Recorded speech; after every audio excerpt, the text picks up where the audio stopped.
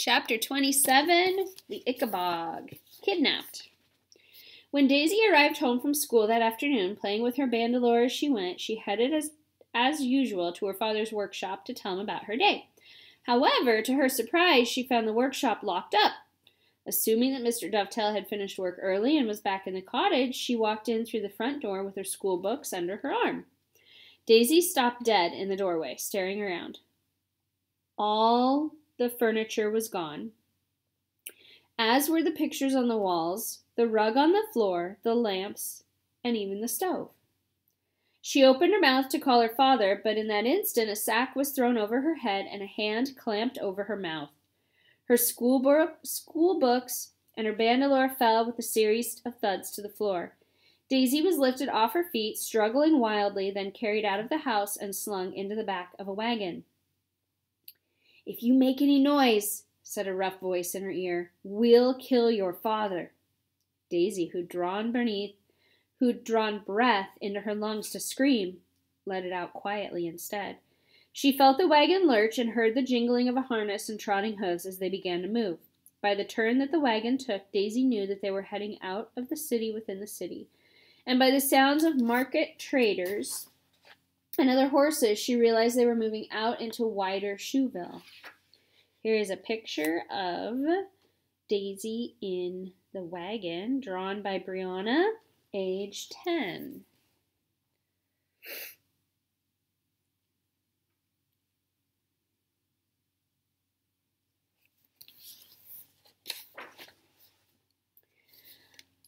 Though more frightened than she'd ever been in her life, Daisy nevertheless forced herself to concentrate on every turn, every sound, and every smell, so she could get some idea of where she was being taken. After a while, the horses' hooves were no longer falling on cobblestones, but on an earthy track, and the sugar-sweet air of Shoeville was gone, replaced by the green, loamy smell of the countryside. The man who'd kidnapped Daisy was a large, rough member of the Ickabog Defense Brigade called Private Prod. Spittleworth had told Prod to get rid of the little dovetail girl, and Prod had understood Spittleworth to mean that he was to kill her. Prod was quite right to think this. Spittleworth had selected Prod for the job of murdering Daisy because Prod was fond of using his fists and seemed not to care whom he hurt. However, as he drove through the countryside, passing woods and forests where he might easily strangle Daisy and bury her body, it slowly dawned on Private Prod that he wasn't going to be able to do it.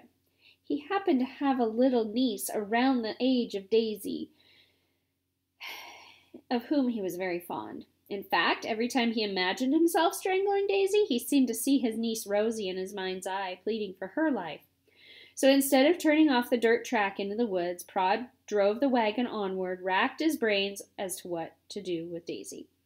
Inside the flour sack, Daisy smelled the sausages of Baronstown mingling with the cheese fumes of Kurdsburg and wondered which of the two she was being taken to. Her father had occasionally taken her to buy cheese and meat in these famous cities. She believed that if she could somehow give the driver the slip when he lifted her down from the wagon, she'd be able to make her way back to Shoeville in a couple of days. Her frantic mind kept returning to her father and where he was and why all the furniture in their house had been removed. But she forced herself to concentrate on the journey the wagon was making instead, to be sure of finding her way home again. However hard as she listened out for the sound of the horses' hooves on the stone bridge over the Fluma that connected Baronstown and Kurdsburg, it never came. Because instead of entering either city, Private Prod was passing them by. He just had a brainwave about what to do with Daisy. So, skirting the city of sausage makers, he drove north. Slowly the meat and cheese smells disappeared from the air, and night began to fall. Private Prod had remembered an old woman who lived on the outskirts of Jeroboam, which happened to be his hometown. Everyone called this old woman Ma Grunter. She took in orphans and was paid 1 ducat a month for each child she had living with her. No boy or girl had ever succeeded in running away from Ma Grunter's house, and it was this that made Prod decide to take Daisy there. The last thing he wanted was Daisy finding her way back home to Shoeville because Spittleworth was likely to be furious that Prod hadn't done what he was told. Though so scared, cold, and uncomfortable in the back of the wagon, the rocking had lulled Daisy to sleep, but suddenly she jerked awake again.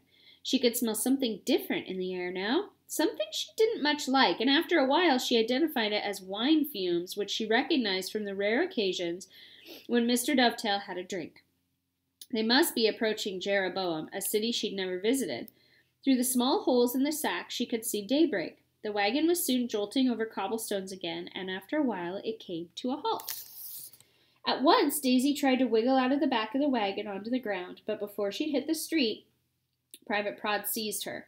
Then he carried her, struggling, to the door of Ma Grunter's, where he pounded with a heavy fist. All right, I'm coming, came a high, cracked voice from inside the house. There came the noise of many bolts and chains being removed, and Ma Grunter was revealed in the doorway, leaning heavily on a silver-topped cane, though of course Daisy, being still in the sack, couldn't see her. New child for you, Ma, said Prod, carrying the wiggling sack into Ma Grunter's hallway, which smelled of boiled cabbage and cheap wine. Now you might think Ma Grunter would be alarmed to see a child in a sack carried into her house, but, in fact, the kidnapped children of so-called traitors had found their way to her before. She didn't care what a child's story was. All she cared about was the 1 ducat a month that authorities paid her for keeping them. The more children she packed into her tumble-down hovel, the more wine she could afford, which was really all she cared about. So she held out her hand and croaked, 5 ducat placement fee, which was what she always asked for if she could tell somebody really wanted to get rid of a child. Prod scowled, handed over 5 ducats, and left without another word. Ma Grunter slammed the door behind him. As he climbed back into his wagon, Prod heard the rattle of Ma Grunter's chains and the scraping of her locks. Even if it had cost him half his month's pay, Prod was glad to have gotten rid of the problem of Daisy Dovetail, and he drove off as fast as he could back to the capital. And that is 27. The next chapter is Ma Grunter. I'm glad Daisy's still alive. Interested to see what happens next. See you next time.